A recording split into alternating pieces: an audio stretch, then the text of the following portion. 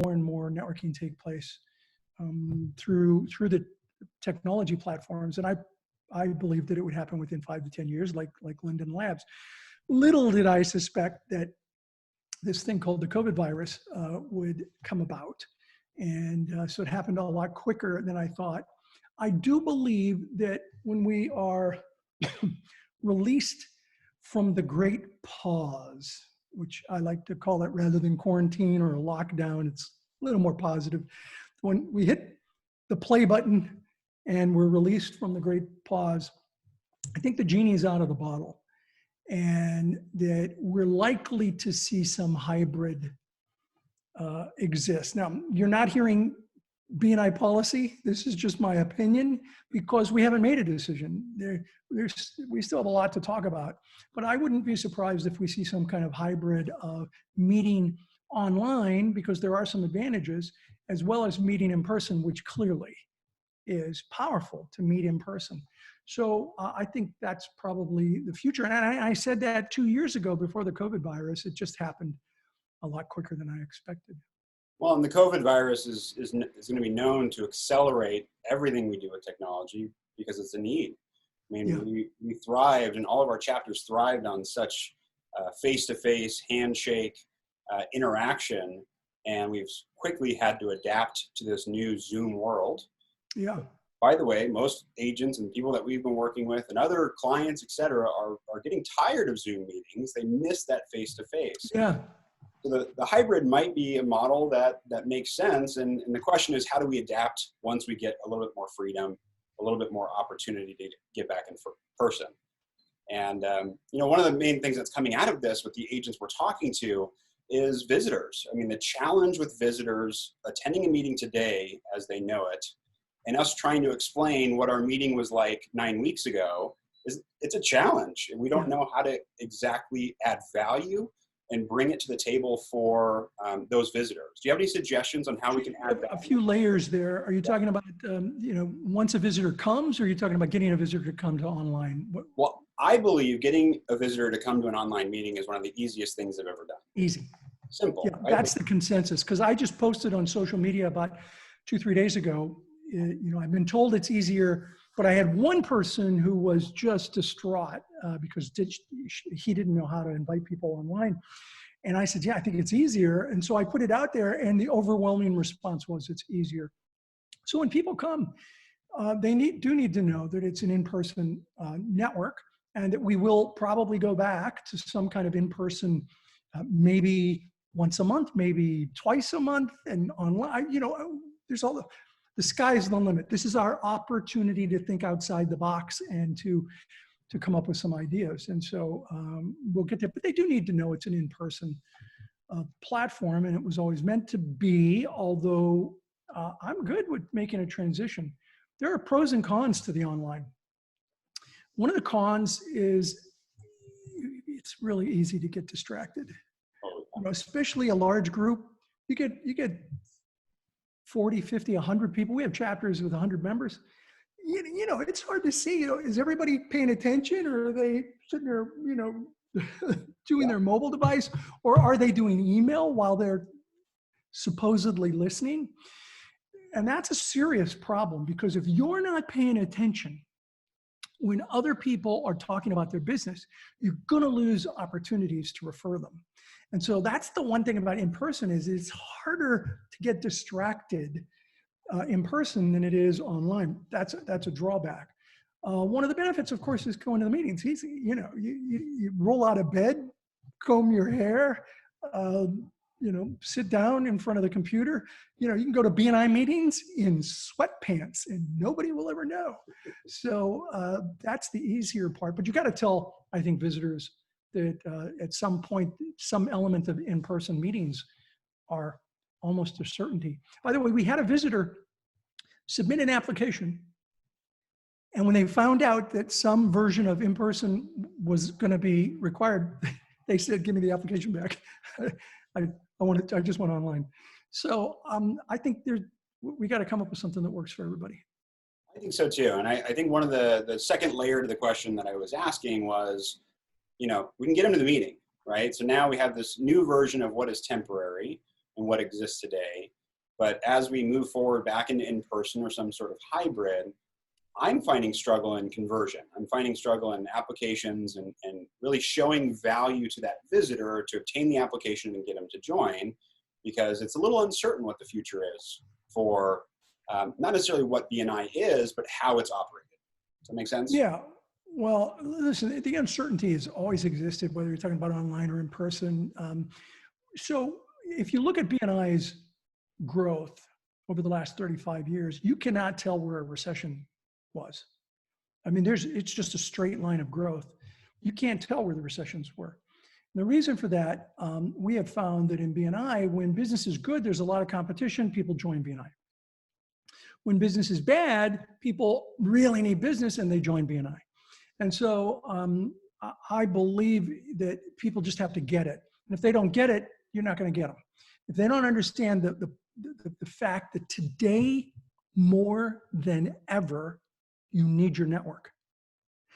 If you have felt like you got around in the world without a network until now, good for you. Most people haven't, but I'm telling you, those with a strong network, they're going to come out of this the other side and be much more prepared than those people who don't. And so my conversation with potential visitors is, you need to be building your network right now so that when we're released from the great pause, you're starting off from the starting line with a sprint rather than try to build steam. So building your network, and that's what this is. It's about building your network with other business professionals. And that's great. I can't agree with you more in terms of going deep right now, building your network and expanding your network as much as we can, deep and wide, in order to come out of this on the other end with a business that's up and running. Yeah. Yeah. And I think one of the other things is that a lot of people have gotten creative, and they've gotten creative by talking to members, by talking to their network and saying, hey, I'm not sure what I can do. Do you have any suggestions? And I got one BNI member who, she was an upholstery repair shop, and not exactly a necessary business, something that everyone has to have during the COVID virus. So she decided to reinvent herself during the Great Pause as a manufacturing plant for masks. Oh, that's great. And because she had reams and reams of material. And so now she's a COVID mask manufacturing plant. Her employees are working. They're all, 6 feet apart. They're wearing masks. They're wearing gloves, but they're working.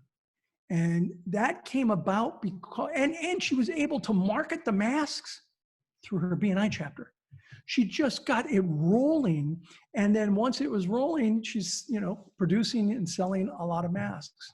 And so that's the kind of thing what happens is that people are frozen in fear. And when you're frozen in fear, you can accomplish nothing. I think the fear needs to focus you, not freeze you. It should focus your attention on what are the things that you can be doing right now to prepare for when we're let loose. And the people who are doing that are going to come out of this okay. Absolutely. And, one conversation that we've had this week was about the things that we can control.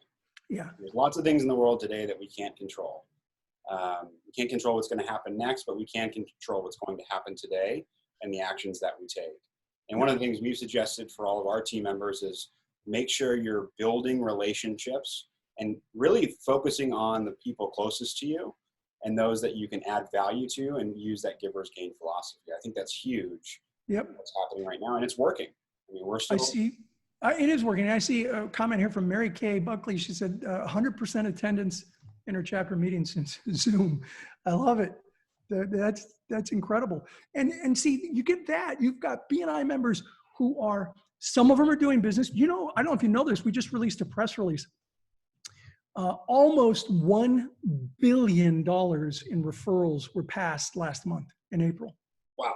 In the middle of the COVID great pause, over a billion with a B, over $1 billion or just under $1 billion in business worldwide. was passed last month.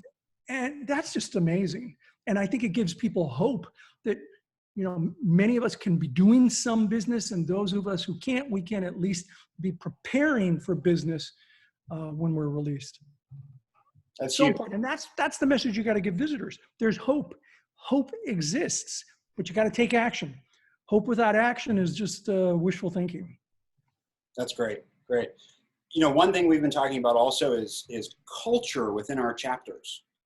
Yeah. So we've always touted our culture and how great and energetic we are for 6:45 in the morning, and how much energy we really bring to the table. And that's the number one thing that people walk away from our chapter meetings.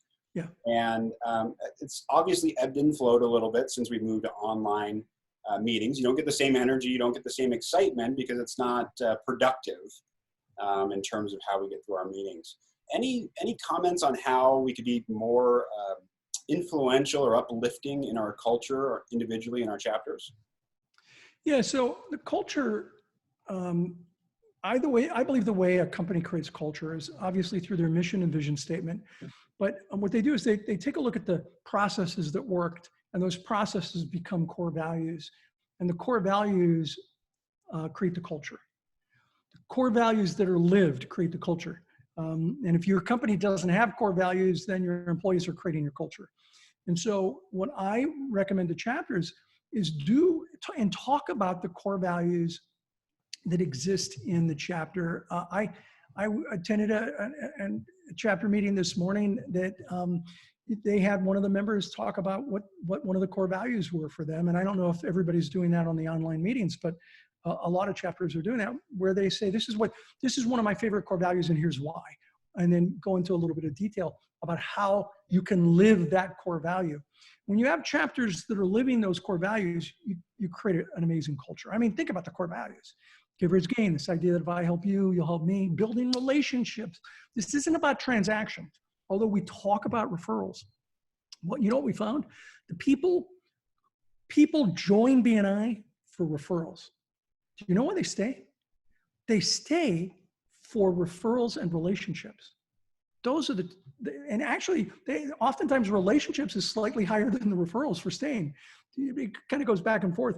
But when we ask them, they stay for the relationships and the referrals. But they join for referrals. So it's all about the relationships. And that's one of our core values. Lifelong learning. That's really important, that you're constantly sharpening your axe, improving your game. Accountability, recognition, positive attitude.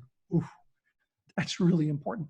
And so you have chapters that generally when their culture starts going south, it's because they've lost that core value.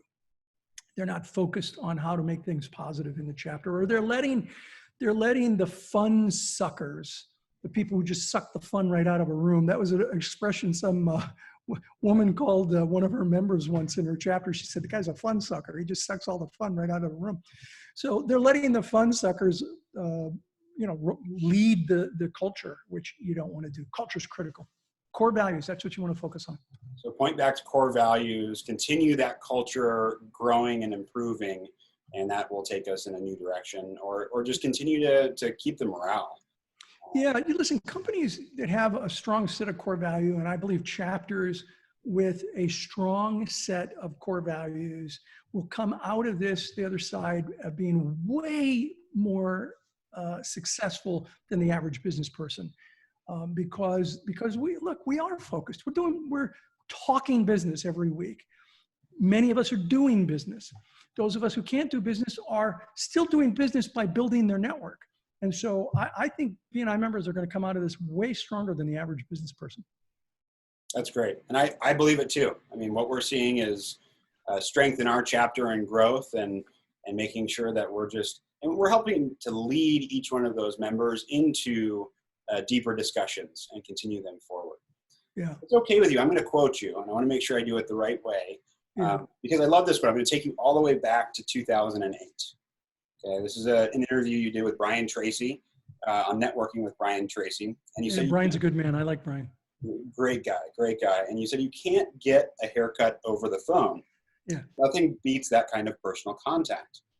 And it brought me to all these Instagram and Facebook and the new social media venues are are sharing how to cut your own hair and new ways and innovations. The Flowbee might come back, at this point.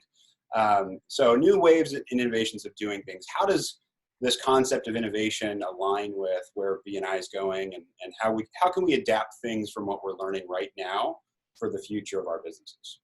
Yeah, so when I said that we didn't have things like Zoom, I think that first of all, I think technology flattens the communication hierarchy. When I started BNI in 1985, certainly 86, 87, 88, the second largest line item in my budget was the telephone bill. It was incredibly expensive to call. Just 20 miles away was a toll call, and another state, oh my goodness. And so we had an 800 number. It was crazy money. Salaries, staff salaries was number one. Phone bill was number two. Today, I couldn't even tell you where the phone bill is, and it's buried in the budget somewhere. Right.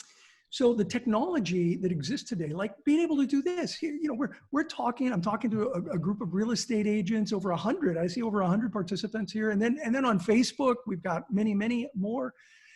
The technology is fantastic. And I think that in terms of a network, BNI is either going to be disrupted or we will lead the disruption.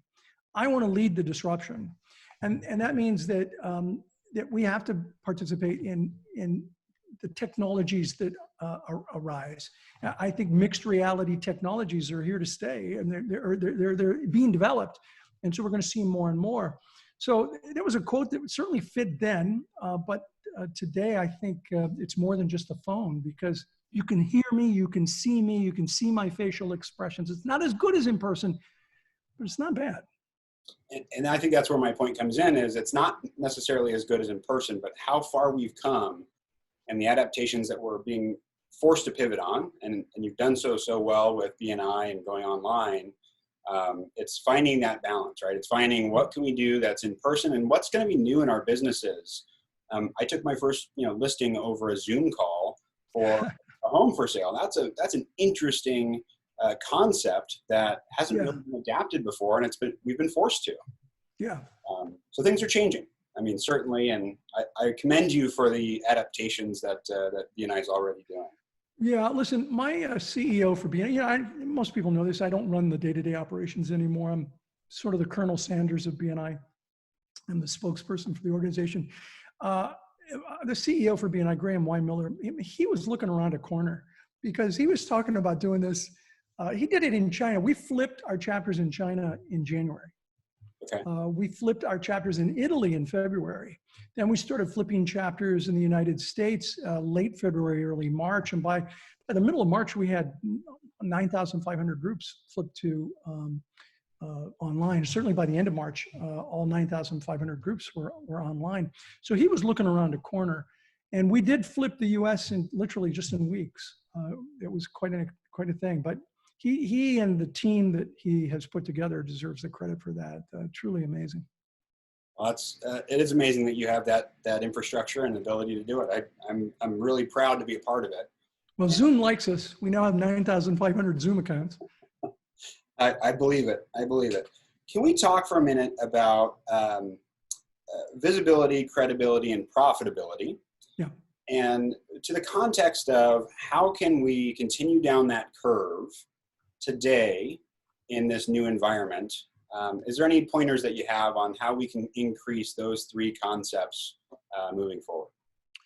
Yeah, well, look, I think VCP applies online as well as in person, but it's a little quicker, I think, in person than online.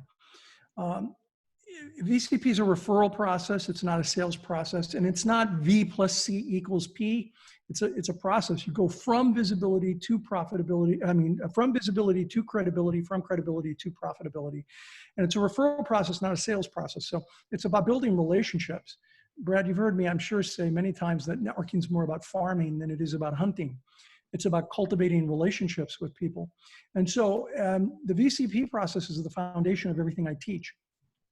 The problem with digital marketing, digital networking, is that it's a little bit easier to jump over visibility and credibility and try to get to profitability. In one of my books, we call that premature solicitation, which you don't want to say fast 3 times; it'll get you in trouble. Where people just try to jump over they're basically at invisibility, and they want to have you refer them, and it doesn't work. I think it can actually online people do that even quicker. I mean, think about LinkedIn. I don't know about you, but God, I accept these requests, and then like an hour later, they're like, "Hey, I've got this product that you might want to buy." I'm like, "Man, I don't even know you." Right. My favorite was this person who sent me.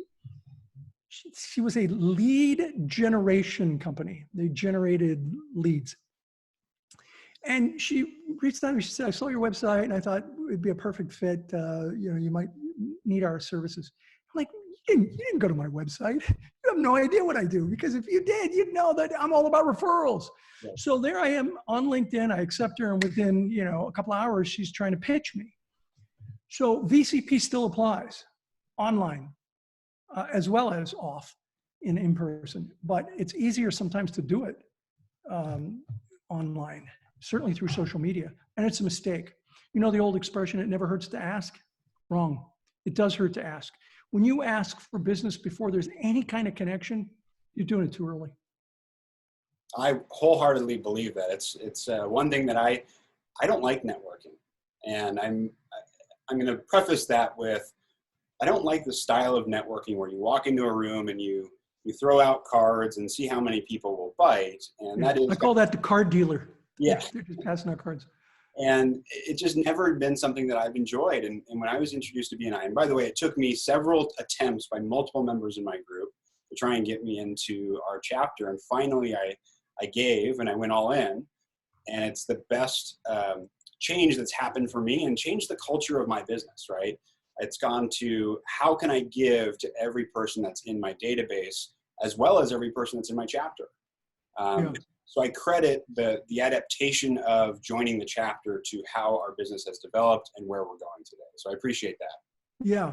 And I agree with you completely about the card, the card dealer thing. There's a blog. If you guys want to check out the blog, go to ivanmisner.com and look at July 25th of last year. I did an article called, a blog called Why Collecting Business Cards is Not Networking.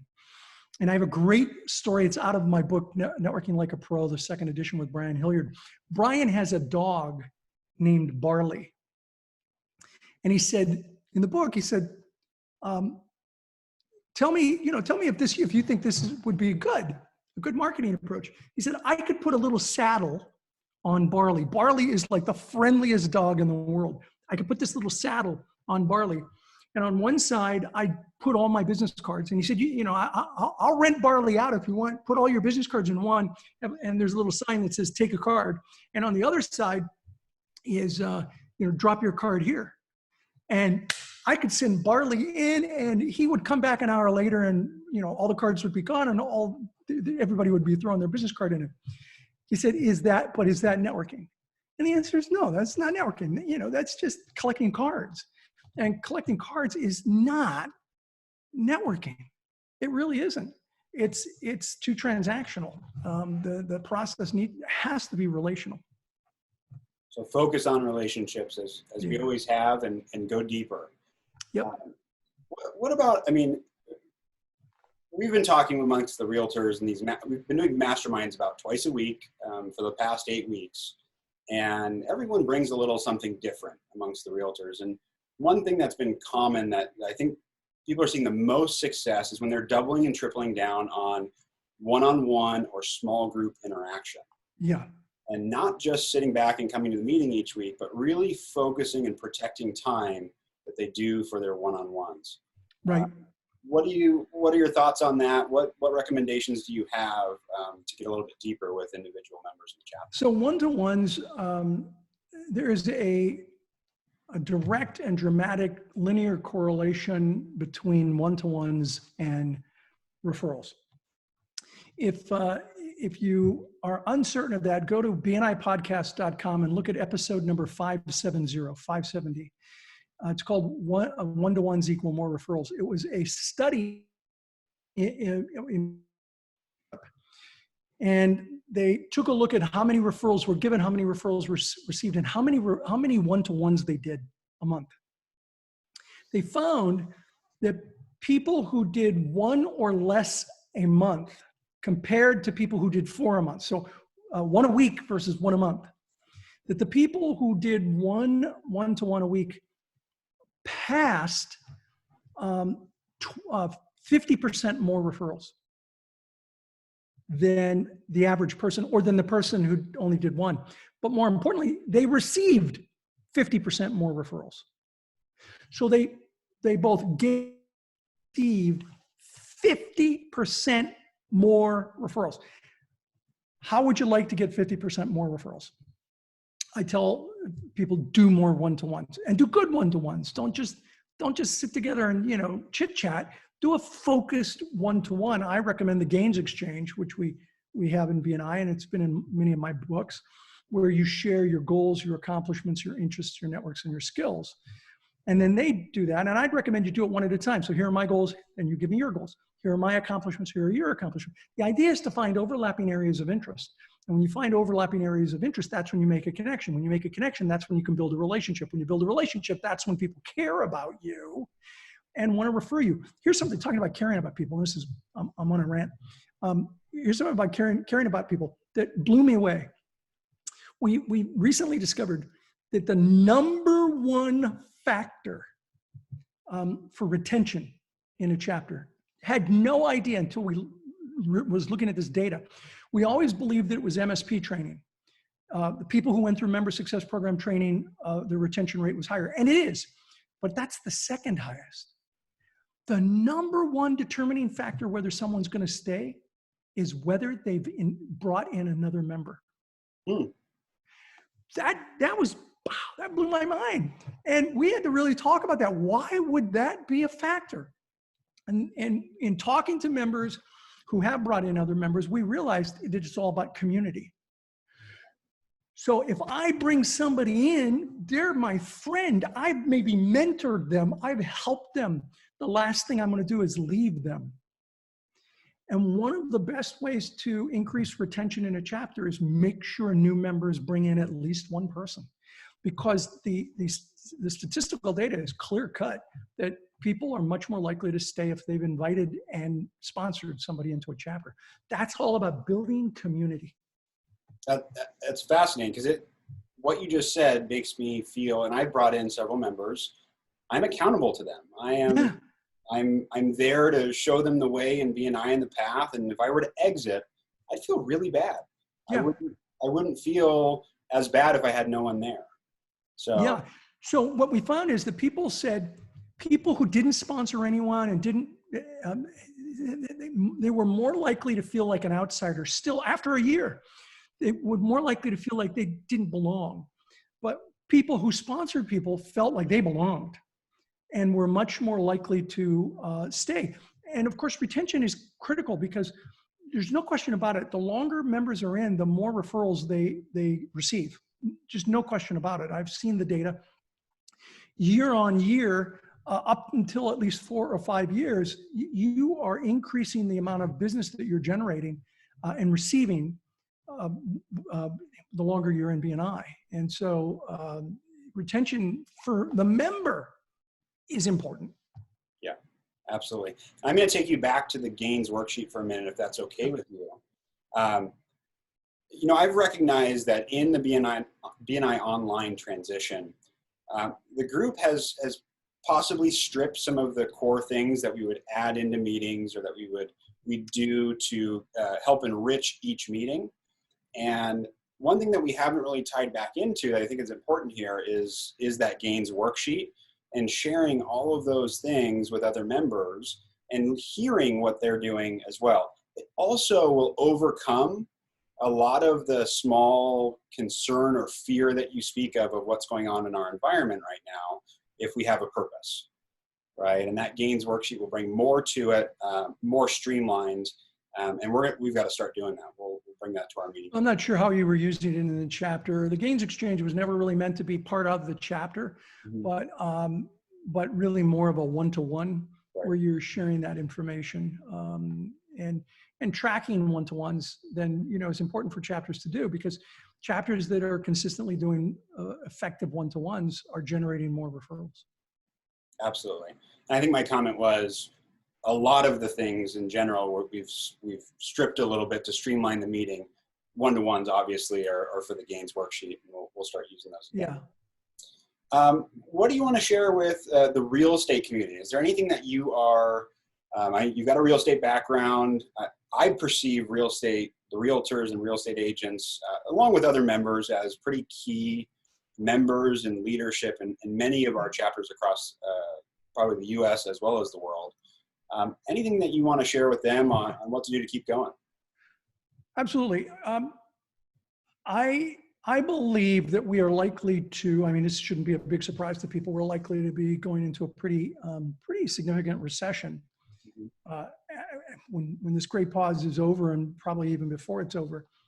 And so recessions almost always hurt real estate agents. And I was totally schooled by a real estate agent in recessions. He took me to school. It was a great lesson. And it was probably 20 years ago or more. I was on the East Coast, and I was actually at a business function. It wasn't BNI. I was there for BNI, but I went to this business function. And of course, the real estate market had bottomed out in one of the recessions years ago. And it was really struggling.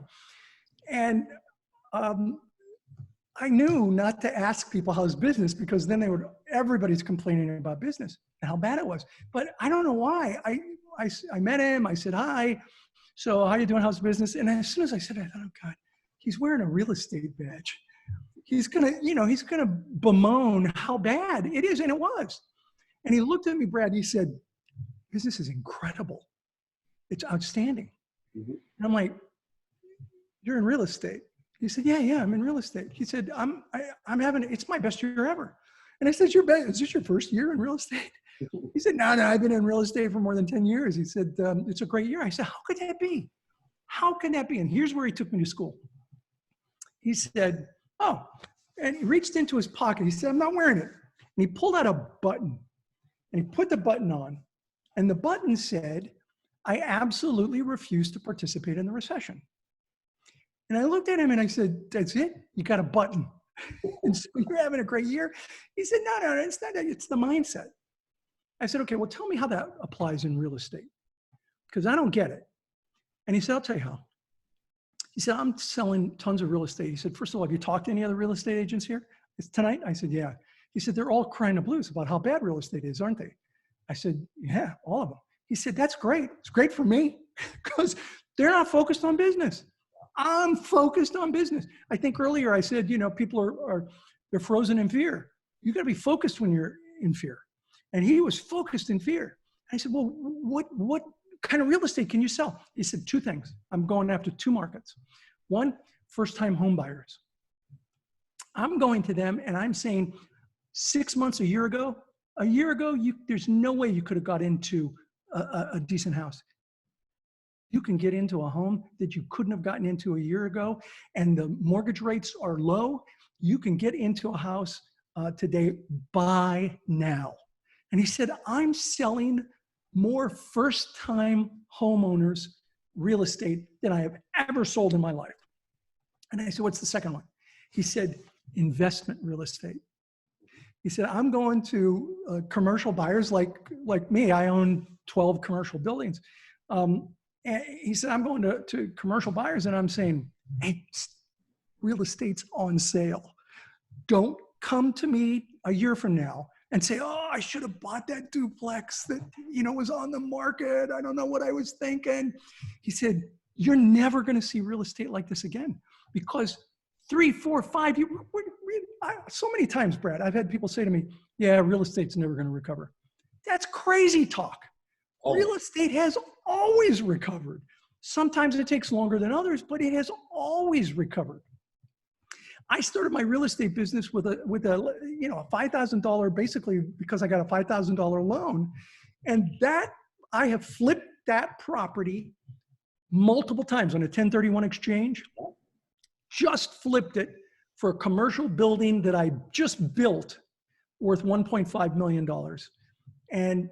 And the original $5,000 investment paid for half of that. Mortgage free. So that $5,000 investment turned into $750,000. Yeah, it took 30 some years, but real estate comes back. So he said, I added that in. He said, he said real estate comes back, and I'm selling more investment property than I've ever sold before because I'm not frozen in fear. And I think that's the answer, particularly, that's the answer for any business. And I don't know if how long you've been a member, Brett? Personally, I've been a member of our chapter for about 4 years. Okay. My wife was in the chapter prior to me. Prior to that. So you haven't seen the, the ups and downs maybe that have taken place. I've seen a lot. I see somebody, Craig, is talking about the 3 of the past 5 recessions, housing, notable exception of 2008. Real estate it'll come back. What we did ever since then, that was like 20, 25 years ago, BNI has made these buttons that have the BNI logo, and it says, I absolutely refuse to participate in the recession. And I think if we end up in a recession, which is likely, we're going to find those buttons again. And we're going to start, handing them out to members to wear. I refuse to participate in the recession because I believe that even during a recession, business can be successful if you're not frozen in fear. You're spot on. And I think one thing, a couple of things that I'll add in sources of business, right? In things that have to buy and sell in every market. We can look at first-time home buyers that this is their first opportunity. We can look at investors that are always looking for opportunity.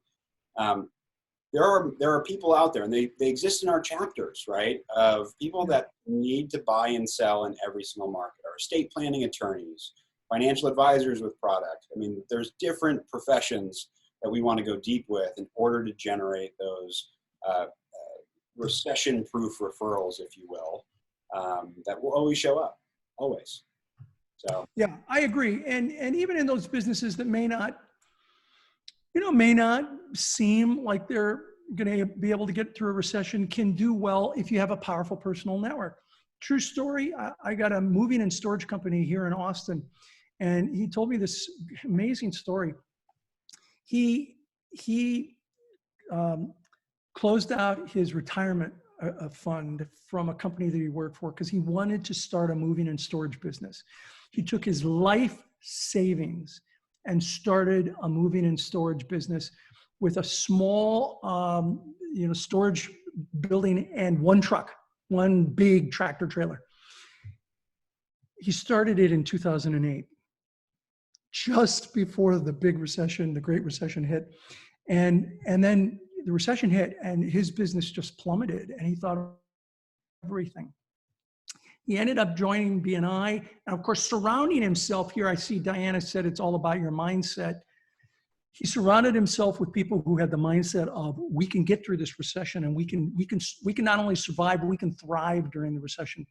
And he said he was one of the few moving and storage businesses that thrived in 2008 and 2009. He now has multiple offices in multiple states with dozens and dozens of trucks. And he did that. He started his business in the recession. So I do think it's mindset. I think, and I don't believe, I had some guy on social media recently say, you're giving people false hope. Now, I don't think there's anything false about hope. I think hope without action is false hope. So you got to take action. Is wishful thinking. I think I mentioned that before. But if you have hope and you take action, I feel like I have a different mindset than he did. And between the two of us, I'm curious to see which one comes out of this stronger. I'm here to tell you the people with the right mindset are much more likely to come out of this stronger. Well, I absolutely believe that the best real estate agents in this business that take action today, even if they're in a state that they can't do much, but they're taking action and being methodical, are going to come out the other side. There's going to be 50% less agents in our marketplace. Yep. And they're going to be the agents that everybody's looking at saying, what did you do? Yeah. What happened? Yeah, you're absolutely right. You're absolutely right. Hey, I see a question here. I don't know if you mind me answering one of these questions. Adam asks, He says, I've been a member of BNI for 15 years. He's brought in a boatload of members. 19, he says, wow. And I want to continue to bring in people, but you have 45 members in the chapter. He's racking his brain to figure out who to bring in. So there's always professions that are available. Adam, we have chapters of BNI that have, I think the largest chapter now is 120 members. So 45 is a great size chapter. That's fantastic. But there are a lot of professions out there. And so what you need is a membership committee that makes sure to not let people be classification cowboys. Classification cowboy is somebody that's just taking multiple classifications. And I know it's counterintuitive, but the truth is that when you have people work their specialty, they actually get more business out of it. I went to a chapter meeting in New York, and there were like 3-4 attorneys in the meeting. And I was like, wow, you guys have 4 attorneys in your chapter? And they said, no. I said, well, you're all members, right? Yeah. We have 8. You have 8 lawyers in your chapter? Yeah. I was like, how does that work? And they said, are you kidding? It's fantastic because, you know, I can do any, and they all said, we can do any kind of law, but we like this. And we want to be the world's best at this. And so I'm happy to give family law to the family attorney, and she'll give me the trust work, and I'll give the corporate work to him because that's his wheelhouse. That's what he loves. And so if you have a membership committee that makes sure not to have classification cowboys that take a lot of, and so you have people really work their niche, you can easily have 80 members in a chapter. And then you're going to be passing 3 times the number of referrals. That's the beauty. When you double a chapter size, you actually triple the amount of referrals in the group. So I absolutely think it's possible. Sit down and think about the kinds of professions that you don't have, Adam, and it's possible to have twice your size and still be very viable. And Ivan, it sounds like Sandy, who's actually in that chapter that you're speaking of with 8 attorneys, that's here on the call. So I'm sorry, could you repeat that? And Sandy, who's in that chapter with 8 attorneys, is actually on the call right now. And in New York? Chapter First Resource is what she says, and they've got a whole bunch of attorneys in their chapter. It's amazing. I remember I went to San Francisco a couple years later, and I saw 3 attorneys there, and I was like, wow, guys, saw this chapter in New York. They had eight attorneys, and they're like, so? Like, well, what do you mean? That's a lot. They had 8. They had 8 in a San Francisco chapter too. Same story. And they said, we get more referrals from the other 7 people. One guy said to me, I get more referrals from the other 7 attorneys than I do any other group of 7 people in this chapter. More per capita referrals from the attorneys than I do the average member, because they just come across this work and they hand it my specialty, and I hand them their specialty. So it's counterintuitive because we want to keep everything that we do, but it works better. Well, finding that synergy, I would, by the way, love to have 8 attorneys in my chapter from the real estate seat, as I know that would have an incredible opportunity both directions to refer back and forth. Right. Another one I'll point out is our property management. A lot of people are scared of the property management referral connection. Our property manager has elected no longer to sell real estate, and that's turned into an incredible relationship going both ways. Because we both decided we specialize in this and we specialize in that. And I even was on an interview with him yesterday and told him that he should have all the real estate referrals, because real property management is not my gig. I'll tell you that much. Yeah, absolutely. They are different businesses. I think Scott asked the question, and I think I answered that already. He asks about, will the meetings be a hybrid? And I think the answer is yeah, definitely. Listen, this isn't a definitive answer, but I think it's extremely likely that chapters will have some kind of hybrid. And we're investigating that right now to take a look at what kind of hybrid and what's the best way to do it. It's on our radar screen actively. We're actively in discussions with chapters and directors about how we want this to look post-COVID. And Mac asks, how's my health? In case people, I'm very healthy. And in case people don't know, I was diagnosed with cancer about 8 years ago, completely in remission. And I did it holistically, never had to do radiation, chemotherapy, or surgery. And I've been in remission now for about 8 years. So things are good. That's amazing, Ivan. Oh, we appreciate that. And this has been a true delight to have you on this call and answering everyone's questions. I know we have a flood of questions coming in on Facebook Live and everything else. I'm happy to answer a couple. You know, what we'll do is, I don't have access to it in front of me, but what we'll do is, if you don't mind, I'll send some questions over to you. Would you take the opportunity to answer a couple if we have some good ones? I tell you what, if you have some good ones, best thing for me would be to do a video. How about I do a video answer to your questions and you can post that? That would be amazing. We'd really appreciate that. Yeah, you got it. Anything you want to share, different resources for you, or places that people can go to find you? Yeah, sure. So my blog, ivanmisner.com, I've got something in the neighborhood of 1,500 posts now. I've been blogging there since 2005. I've been posting there. So a long, long time there. And of course, BNI podcast, there's tons of content on BNI podcast, as well as BNI University. If you're a BNI member, actually, we just opened it up to the public for the Business Booster series. So it's now open to the public. We've got a lot of really Class A experts in business who are doing webinars, and it's open now to the public. Although the recordings are only on BNI University. So if you want to go live, I think you can find it at bni.com. Check out the Business Booster series. And then if you're a member, you can watch them recorded on BNI University. So ivanmisner.com, check it out. Well, thanks, Ivan. We really appreciate you and wish you good health. And hopefully we'll be able to catch up very soon with you. Thanks, Brad. I appreciate the invitation. There's some great questions, and good luck in the real. I'm all for. I just put a house on the market for sale, so I'm hoping that the market's okay. Still moving. So no stress. Good. Take care. All right, Ivan. Take care. Thanks, everybody.